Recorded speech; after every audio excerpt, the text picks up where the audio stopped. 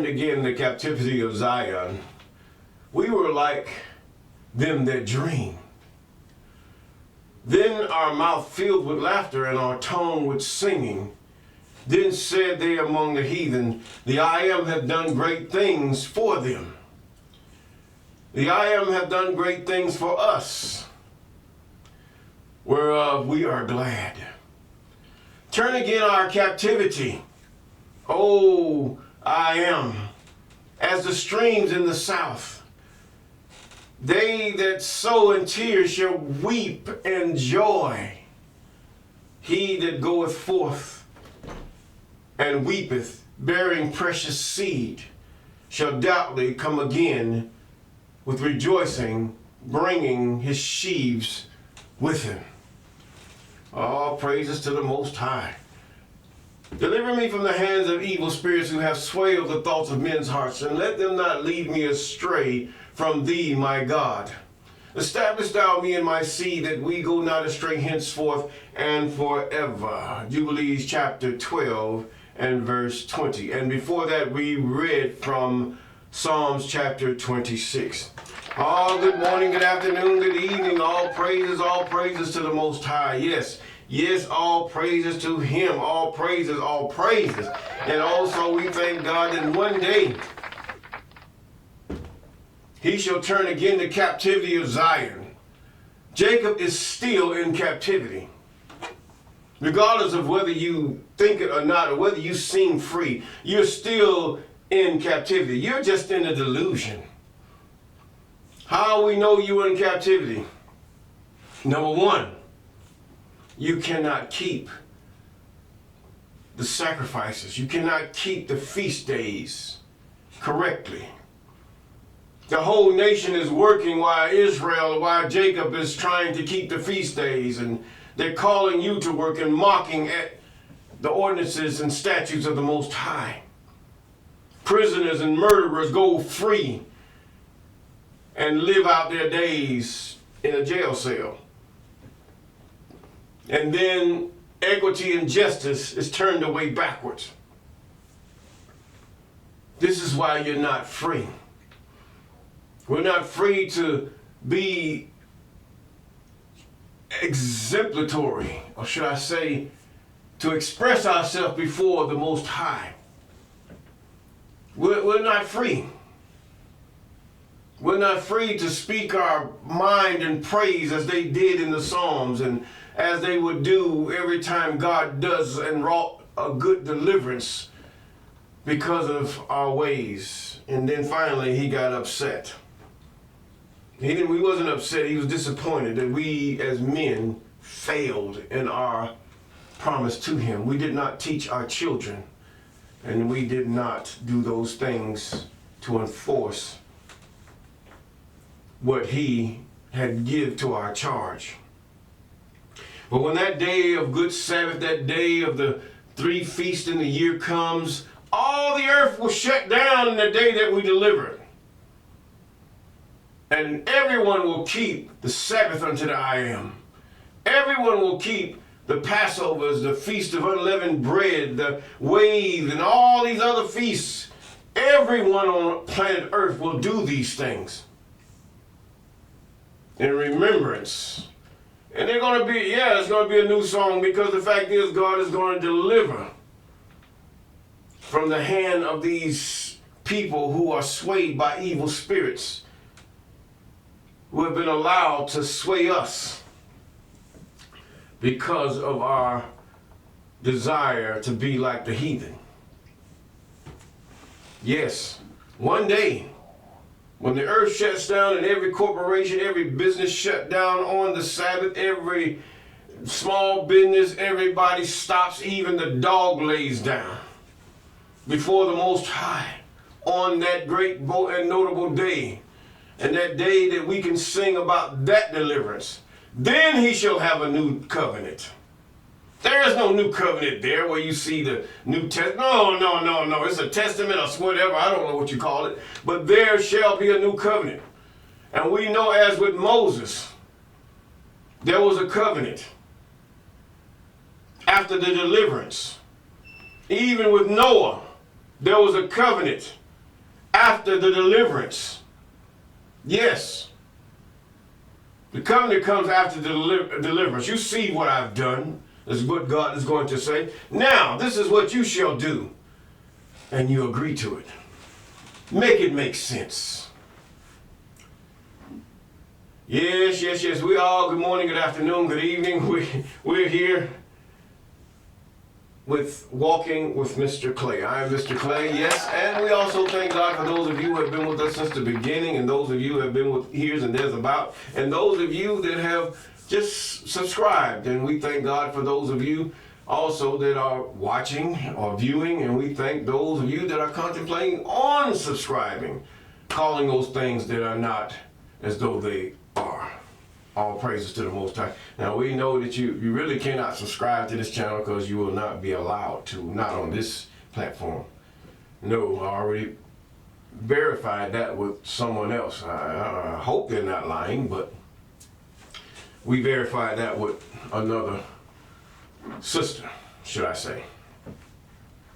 But either way, here we go. We're in the book of 2 Chronicles. We're getting close to these prophetic things. That's a juicy subject there. The prophetic ones. You know one thing about it is that when we get into the prophetic ones, it's not that I'm speaking according to my opinion, but we're actually reading out the scripture to you as we comment on them.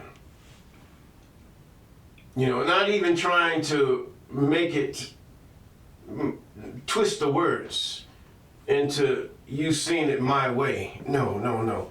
We're looking at the words as they are. Yes. And we're comparing them as we go down this thing because it's translated. You cannot, when you look at this book and compare them with other books, you cannot see the flaw in many translations and how these people are good at what they do, demonically good at what they're doing to sway men to do those things that are not right before the Most High. I mean, very good. Unless you read this thing and understand and meditate on that law of the Most High, you will see. Now, here we go again. Chapter 4. We're in chapter 4, 2 Chronicles. Moreover, he made an altar of brass, 20 cubits the length thereof, 20 cubits the breadth thereof, and 10 cubits the height thereof. This is huge. You're talking about 60 feet wide, about 60 feet wide, 60 feet long. It's a square. And then you're talking about 30 feet high off the ground. Or somewhere in there, between 20 and 30 feet, somewhere in there. And he also made a molten sea of 10 cubits. That's another 30 feet. From brim to brim, round in compass, and 5 cubits the height thereof, and in a line of 30 cubits. So that's about, and a line of 30 cubits did compass it round about. That is huge. And under it was the similitude of oxen, which did compass it around about, 10 in a cubit compassing the sea round about. 2 rows of oxen were cast when it was cast, and it stood upon 12 oxen. Here is this big bowl, and you got this, look like idols, oxen, but they're not idols. That was symbolic of a thing, of bearing a burden. We know that oxen bears the burden. They plow the fields. They do all manner of things. Not only do they give meat, they do things for man that we see here. They plow, they give meat, and they also beasts that would be sacrificed unto the Most High. I mean, unto the praise. Even the beasts that Daniel saw, they were looking like oxen that faced God every day, and they did not turn, and they said holy, and just praising him. Yes, praising the Most High. He says, and the thickness, he says, well, wait, let's go back to the oxen. And 12 oxen, 3 looking north, toward the north, and 3 looking toward the west, 3 looking toward the south, and 3 looking toward the east. This thing was huge. And the sea, not to bow down till nobody bowed in that area. No. Sea was set above them, and all their hinder parts were inward. In other words, they were pointed inside toward each other, where their heads were pointed out. No, not to be worshipped, not as these other worshiping idols that people make for themselves. And the thickness of it was there of a handbreadth. In other words, what is going in handbreadth? In other words, about 1 inch thick. And the brim of it was like the work of the brim of a cup with flowers of lilies, and it received and held 3,000 baths. And he had also made 10 lavers and put 5 on the right hand and 5 on the left to wash in them. Such things they offered for burnt offerings as they washed in them, and the sea was for the priest to wash in. There was a way of water, just water. They didn't have the soap that we had now, but water was sufficient. Everything in you is water soluble, except for your skin. These proteins that we have for skin and sinew and all kind of fat and stuff like that. No, they're not water soluble unless they were heated up and melted away. But other than that, your feces and all your blood and all the liquid things in you are water soluble. Yes, they are mucus, water soluble. They're all water soluble. Now, and also of animals, everything within them that's liquid or mucus-like are water soluble. Yes. And he also had 10 lavers and put 5 on the right hand and 5 on the left to wash in them. Such things they offered for burnt offering, they washed in them, but the sea was for the priest to wash in. In verse 7, and he made candlesticks of gold according to their form and set them in the temple, 5 on the right hand and 5 on the left. And he made also 10 tables and placed them in the temple, 5 on the right hand and 5 on the left. And he made 100 basins of gold. Moreover, he made the court of the priest and the great court and doors for the court, and overlaid the doors of them with brass. Yes, brass. So they had to shine them up, make sure they were bright and beautiful before the Most High. And he set the sea on the right hand of the east end and over against the south. Excuse me.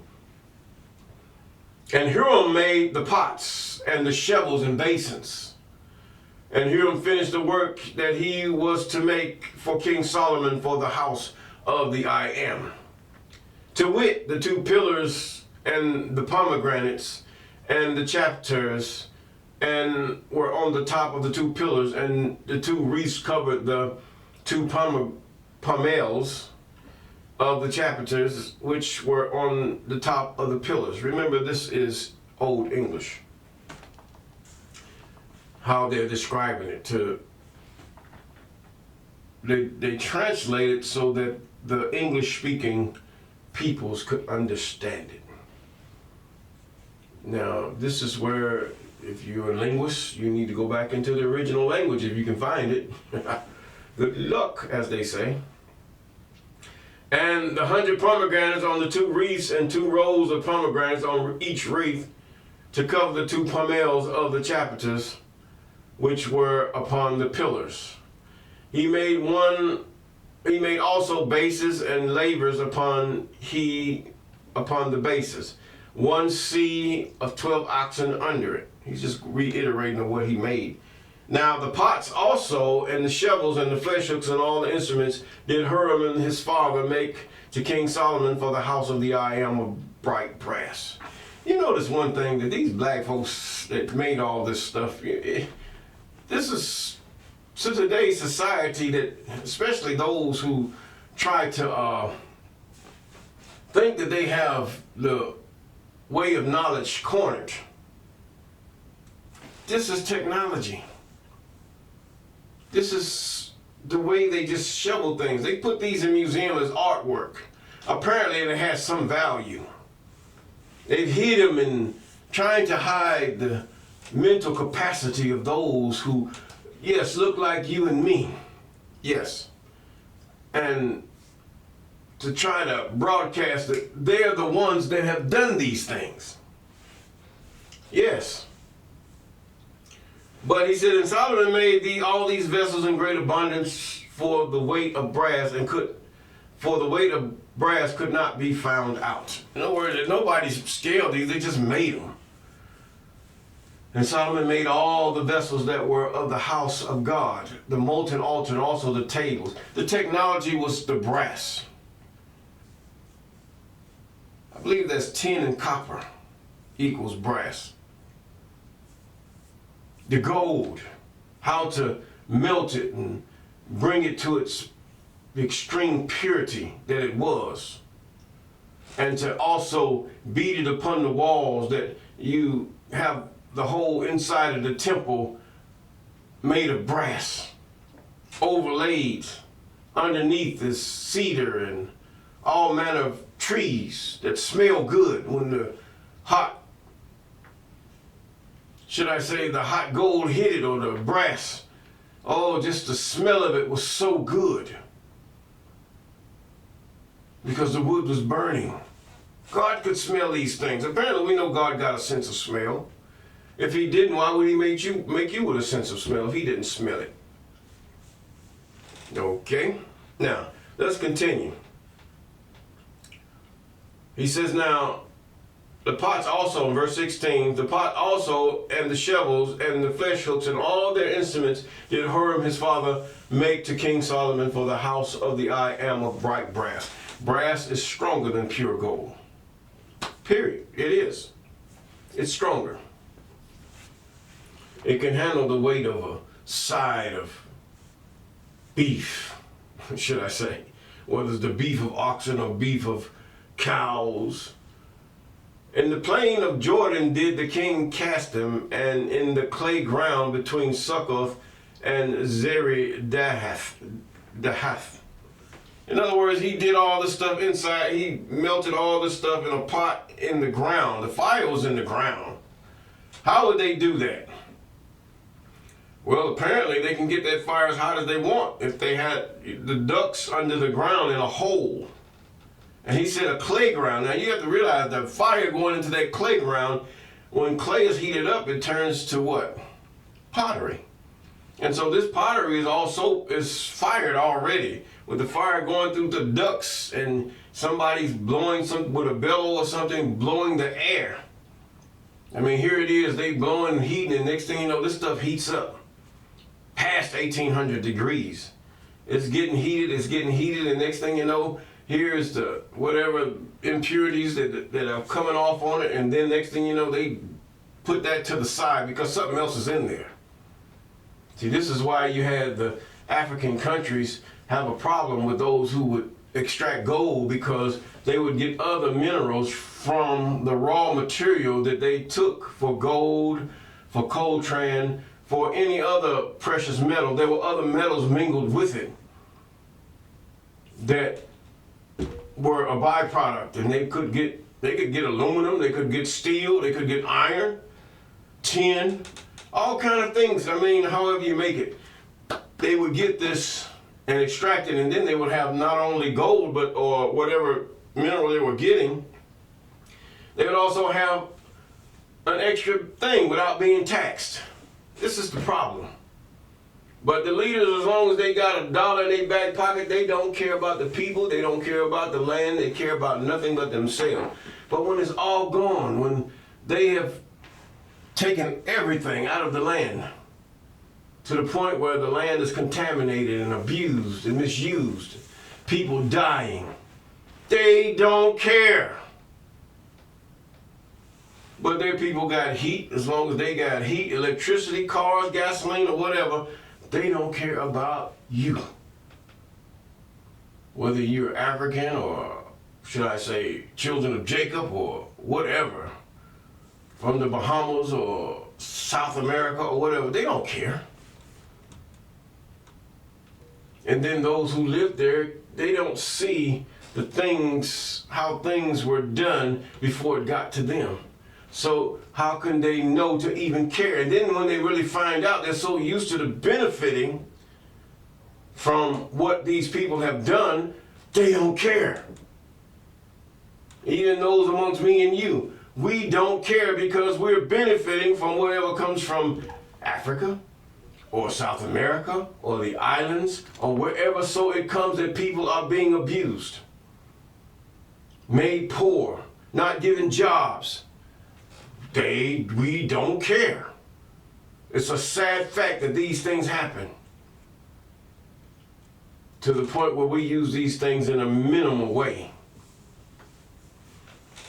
And then to the point where we don't need them. But God is working that out. He's giving them innovative inventions and things that they don't need to use these things. And eventually these innovative inventions will progress in their popularity. Yes. And so now, just ranting on, thank God I digress. But in the plain of Jordan did the king cast them in the clay ground between Succoth and Zeredath. Datha. Well, how we will put that. Thus Solomon made all these vessels in great abundance, for the weight of brass could not be found out. Verse 19. And Solomon made all the vessels that were for the house of God, the golden altar and the tables whereon the shewbread was set. Moreover, the candlesticks with their lamps, that they should burn after the manner before the oracle of pure gold. And the flowers and lamps and the tongues he made of gold, and that perfect gold. And the snuffers and the basins and the spoons and censers of pure gold. And the entry of the house, the inner doors thereof, and the most holy place, and the doors of the house of the temple were of gold. Now you got to realize that although the Most High had them do this, still the people prospered. Everybody prospered. The workers were paid in oil and gold, those things that they could use that would enhance their daily life and keep their daily life without having any want or need. The same thing with those who knew how to beat gold. They could beat gold into other things to enhance somebody else's life or give them a luxury in life without them being enslaved or made poor and deceived in many ways. Now, one thing I know about the continents is that they made gold. By this you can tell they made gold. They had reason to make gold. They had reason to smelt a lot of things by the arrows they had, by the jewelry they wore, the trinkets they made of diamonds. They knew how to cut diamonds. How did they lose this ingenuity? As one great leader put it, the master builder got hit in the head. In other words, oops upside your head is what happened. We ought to get back to those things that we enjoy doing. To display somebody else's labor or their manipulation is one thing, but to make it yourself is a whole nother thing. When you can make one of those Birkin bags yourself, when you can make that nice dress that you saw, when you can make that suit that you saw and you could display it.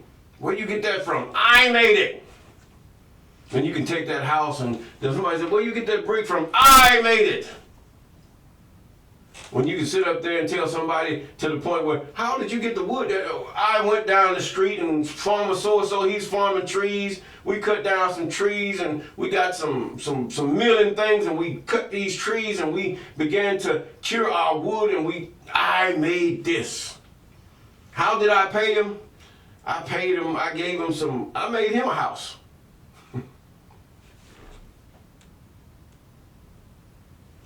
Hey, this is how we do it. This is how we do it. What do we do? How did you get that pine saw? I took a cup, I put it under, I stripped the pine tree on one side, and I pulled off the bark, and I put this pot down here, and when it began to heal, it began to get all this sap out of there, and I thinned it out, and I made it out of soap, and I thinned it out to the point where it came to strong pine scent. I made it. You don't have to be a consumer all the time. Well, how did you make these steel girders? Hey, I did what they did. I dug a hole in the ground. I put me some ducks in there, and I had one where a bellow was hitting. And then as soon as that it heated it up, and I had my cement, I had my pots that I would put my gold in, and when that heat got around that pot and heated it up, it turned red. Oh man, it came out, and then I picked it up and I poured it out. The Indians know how to do this. They do it the old way. And yet they still thrive. How can any of us can say we made something? You hear somebody say, oh, I fixed my car. But you find out they paid somebody to fix their car. That's good that somebody fixed your car, but what did you do to give them that wasn't made by somebody else? Why are you so much of a consumer instead of an innovator? Yeah, many of us, we are just consultants and financial experts. This is what we do. Yes, we make money off these things, but it's one hand greases the other. But nevertheless, I digress. And if we keep those things that are right before the Most High, we will have peace.